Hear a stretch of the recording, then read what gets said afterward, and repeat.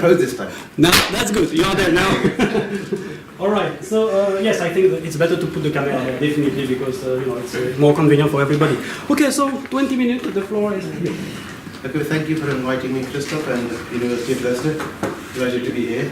It took me 20 minutes to get here. So we get around the corner, actually. So it takes me longer to go to work than to come to this university. We started on this kind of modeling. We call it modified Brownian motion earlier on, then it became irrational, fractional Brownian motion. Started a little while back, I don't know, 3-4 years ago. Basically, as we all know, that distribution of returns is leptokurtic, peak at fat tails. Everyone knows that here, I suppose.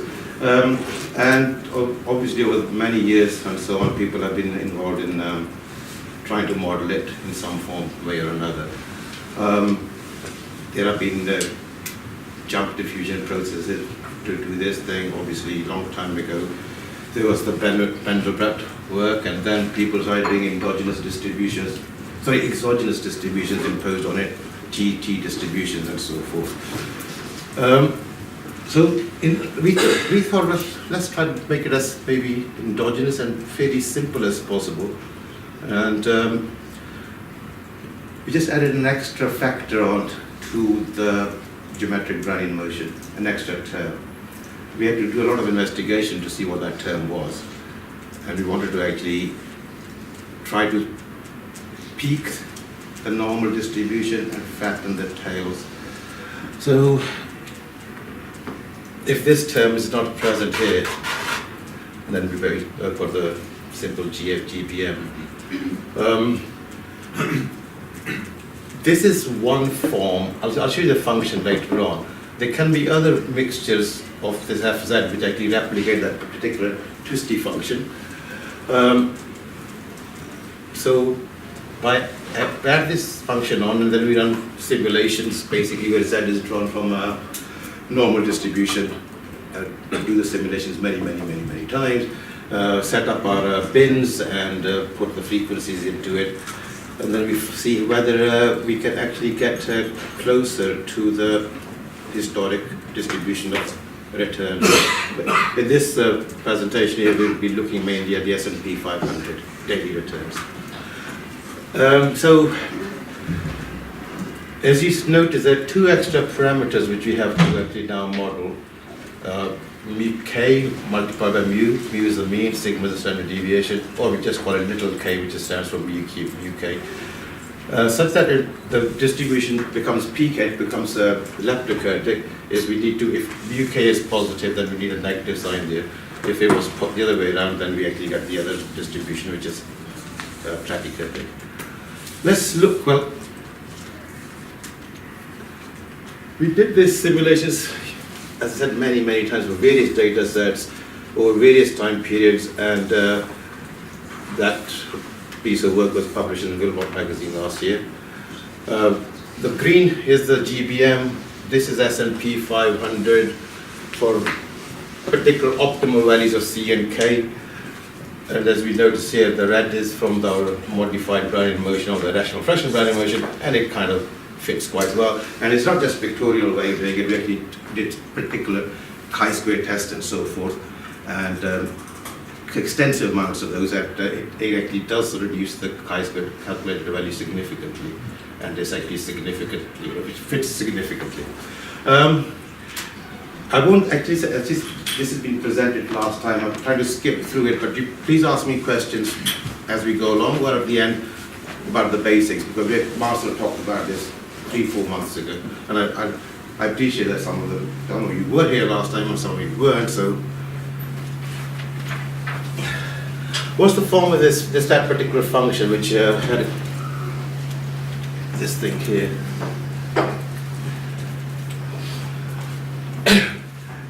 Well, we plot this sort of, say, arbitrary value of k equals to -5, c as 1, and what you notice is that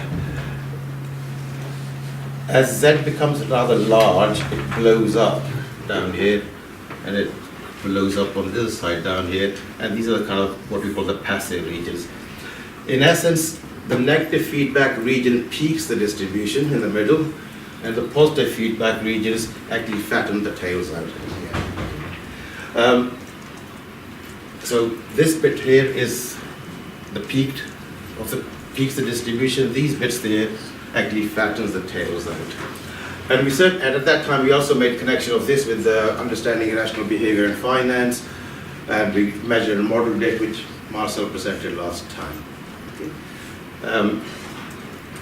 Here's a little write-up on this. So if you think of Z as news, and the news is minimal, agents irrationally become impatient. That's that region in the middle. And they actually end up selling it in the wrong way around. Whereas in the positive feedback region, what happens is that when the assets are going up, they actually end up buying it, and when assets are going down, they end up selling it. So it's actually more of a contrarian positive feedback trader regions beyond these two particular points here.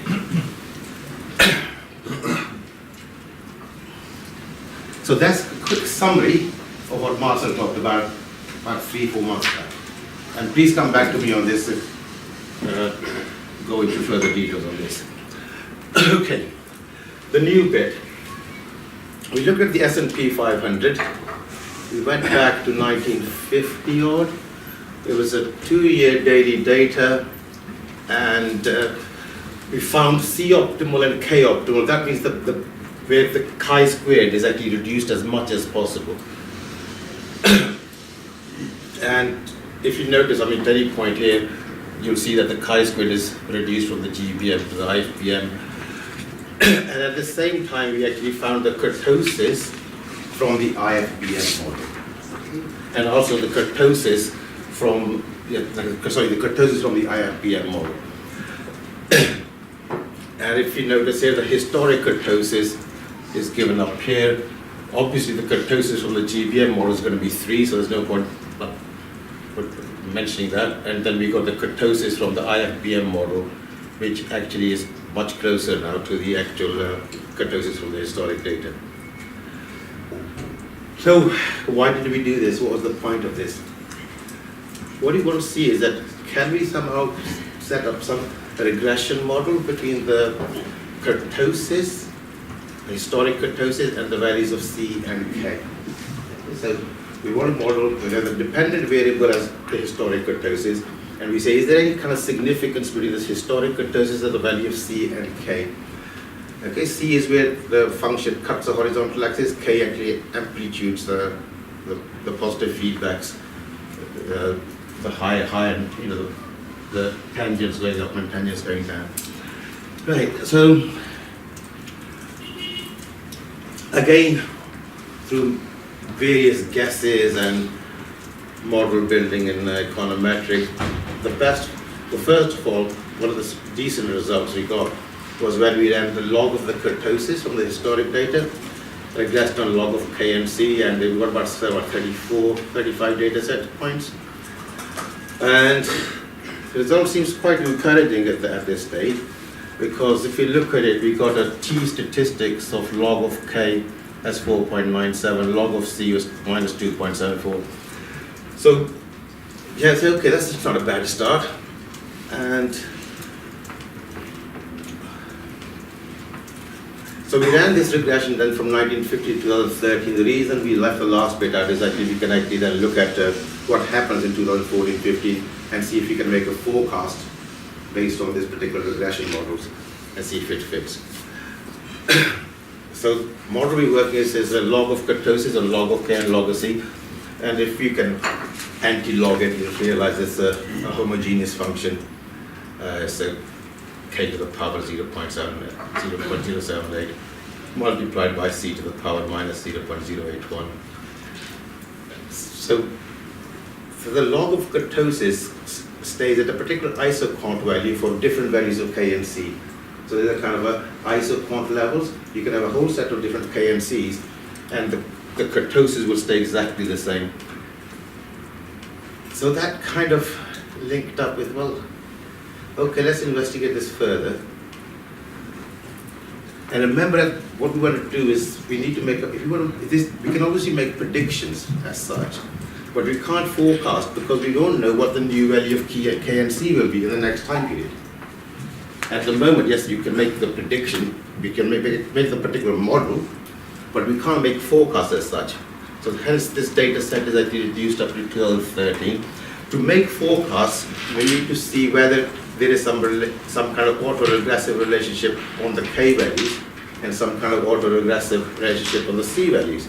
Because if there is some kind of autoregressive process which is significant, then we can plug the new values of K and C, which generates some forecasting autoregressive process, and then actually forecast the kurtosis value. So from this basic statistics, you can see that basically the model at the moment seems sound. But the problem lies that if you just we'll again look at many different forms of how K on the next time period will depend on the K the last time period. Remember, this is 2-year data sets, okay?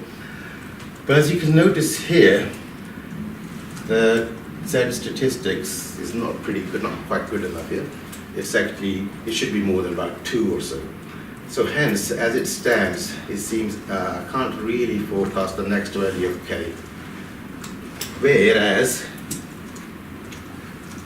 when you look at this autoregressive process of the C parameter, it's pretty significant, it's 2.53. So we can see there is some kind of pattern in the C values, but we can't find a pattern in the K values. That's not good enough for forecasting, because we have to find what K and C is in the next time period, such that we can plug those values back into our regression model, hence to make a particular forecast with some degree of accuracy. But then, it's one of these weird funny things again. The coefficients on log K and log C are very, very similar. So, hey, what's going on here? We've got negative signs, but they're exceptionally similar. I mean, you can. But why there not? is some statistical error with numbers or something. Yeah, like I mean, that. there is, of course, the T values are 4.89 and 2.73, so hence they are significant. Yeah. So that's the statistics here, which says this model actually does work. But so based on this analysis, these are similar. The K doesn't have any autoregressive, but I'm not going to be good enough as people are going to say, look, 1.49, yeah, all right, not good enough really. Whereas C can be actually done through an AR1 process, it's 2.53, I'm fairly all right with that. But as I said, going back to this slide again, these numbers are very similar. Hence, why not check the kurtosis, historic kurtosis, with the ratio of K and C, K divided by C, because the numbers are so similar. And lo and behold, oops, we can skip that for the time being, we'll come back to later on. So we looked at, we can start investigating K and C against time. So this is K over C against time. Remember this, the K over C, these K and C points are for 2-year data sets, which are the best optimal K and C values, such that the fit from the IFBM model is as close as possible from the historic data.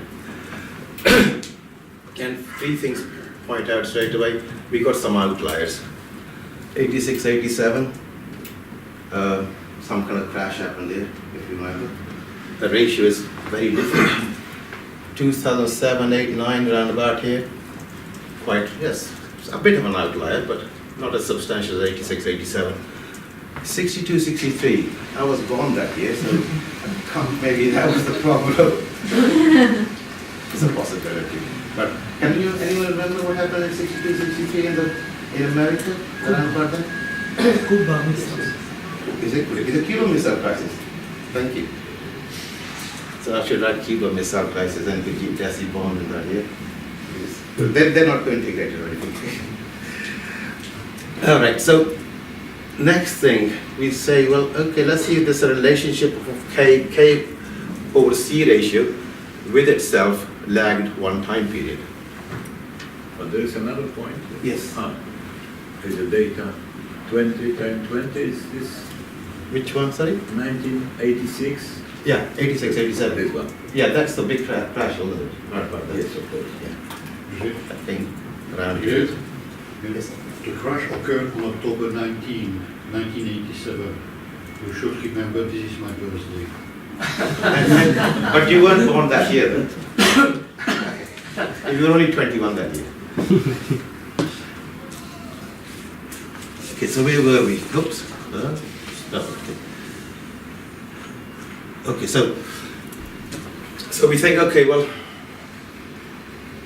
can we do log kurtosis on K and C? As I said, they're similar. So, and of course, it's very, very significant. C is in the denominator. Emphasis on negative sign, so we put it in the denominator. Very significant. T statistics of 5.18. I mean, that is pretty good. So we can actually now model kurtosis from the K and C values, which come from the IFBM model, the two new parameters which are the best optimal for fit purposes. Again, it's just only a model, so it's not going to be able to forecast anything. We can predict what it is, but we won't do it forecast. We need to know what K over C will be in the next time period. Otherwise, you can't just arbitrarily come up with K and C values. Thank you. We can't just arbitrarily come with K and C values. Yeah, what's the point? But yeah, okay, but still, there's some kind of degree of modeling kurtosis, but there's no forecasting kurtosis as far as yet. So we said, well, okay, is there an AR process on K over C? Actually, it's crap. That's nonsense. There's no 0.1. Actually, rubbish. Said, oh God, here's another problem. So then we plot K over C against the lagged value of K over C. And these 2 points appear as the 86-87 problem. They were outliers, so the difference between K and C is going to be twofold. One from the 2-year daily period to that time period, and one after that, so end up 2 outliers because of that one big outlier. But what we notice here is there's some kind of fanning out effect going on. And that kind of reminds you, in a way, there could be some kind of, it's not heteroscedasticity, but you may be able to solve this problem using some transformation which is actually applicable to getting rid of heteroscedasticity. And one of the transformations, classic transformations for heteroscedasticity, is when you divide the dependent variable and the independent variables by the square root. And when we did this, the t-stat goes up to 5.18. So hence we now have an autoregressive process between for the K over C ratio. So hence now we got the model, we got the forecasting mechanism, and we say, yeah, great, okay, let's do it.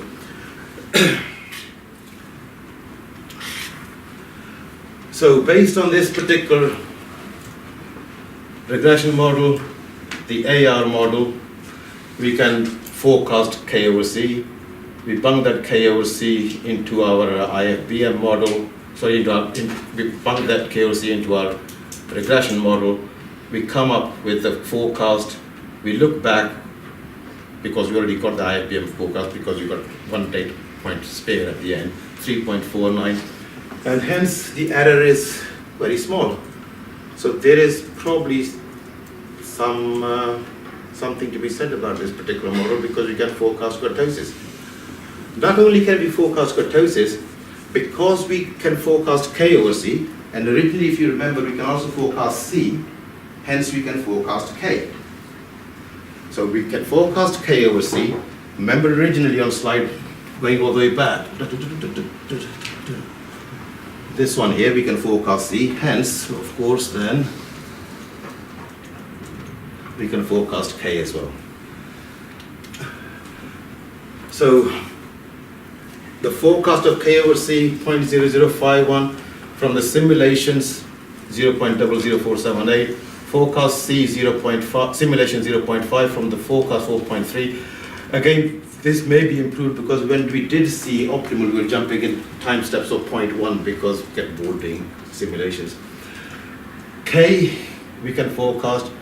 Hence, if you now can forecast K and C, you can plug the forecast values of K and C into our IFBM model all the way back on slide 1. And hence, doing those simulations, we may be able to, well, should be able to fit what the distribution of returns may be in the next 2 time periods. And once you can actually find that distribution, then that will be helpful for various practical reasons. And one of the reasons that come to mind is value at risk, maybe.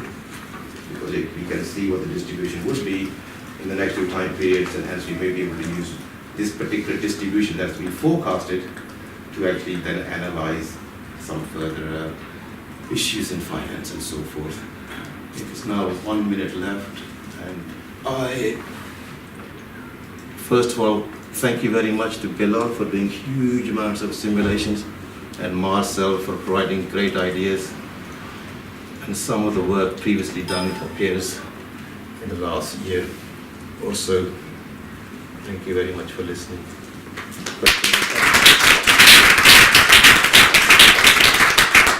Thank you very much for your presentations. Now it's time for the room to ask questions or some comments maybe.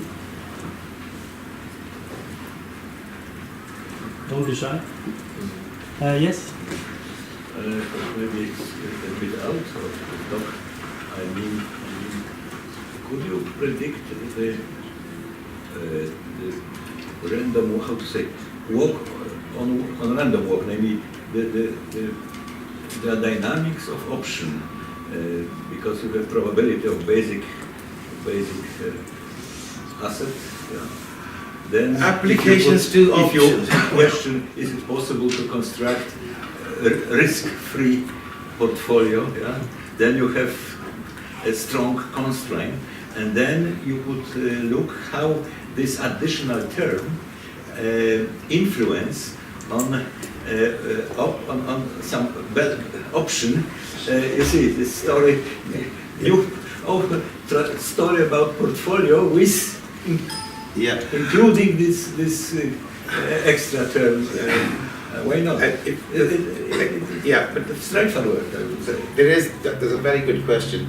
But the thing is that the extra term sits beside delta t, not square root of delta t. Cancel?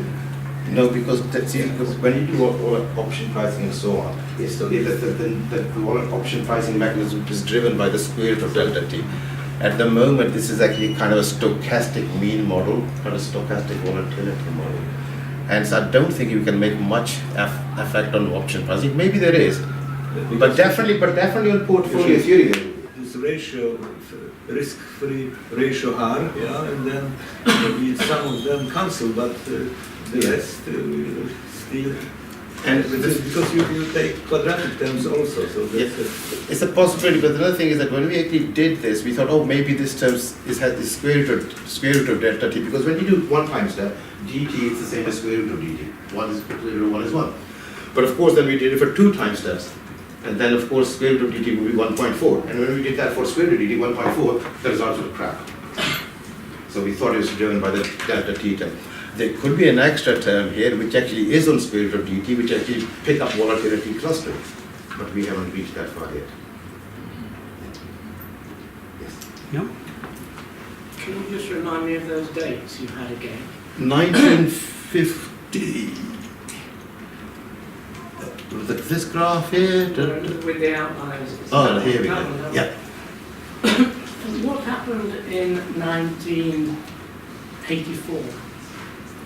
Oh, wait, 86, 87. It's probably the one before, I think. 2000, oh yeah. There's nothing much happened. I'm just looking at house price crashes Oh, right. in the US at that time. Mm-hmm. And it looks as though there was one around 64. You were at the bottom of something. Around. There is another one around 1971 too. And then there's one around 1986 where you've got that. Mm. And also 2000, well, 7, 8. well, yes, but there was also one around 2000, just before 1999. So they don't really. No, they don't show up really. I mean, I should have really put down the 50, the dates 51, 52, but Yeah, they don't. but I didn't they square because up. I'm lazy. No, but we don't seem to have them anyway. But the nice thing that saved us actually was this damn fanning out effect. And then you gets reminded that, oh, how do you correct for classic heteroscedasticity, dividing things by square root of time, and generally gets rid of it. But then again, you see, this is not classic heteroscedasticity because the variables is time lag. So there may be some kind of conditional heteroscedasticity going on here. Could be more even an arch effect maybe, but I haven't investigated that yet. It could be a gauge kind of effect. So basically, that has to be investigated further. However, the 4 coefficients we can forecast. We can forecast C and C over K now. We can forecast sigma squared in the next time period because of basic gauge, and we can make some forecast on the mean in the next time period. So what we're going to do in the next, well, what Bill is going to do when we get back, is we're going to actually make a forecast for the returns distribution in 2016-17, and when 2017 ends, we'll see whether our forecast matches the actual returns distribution that comes out at the end. Another question, maybe? No? Well, then in this case, thank you very much.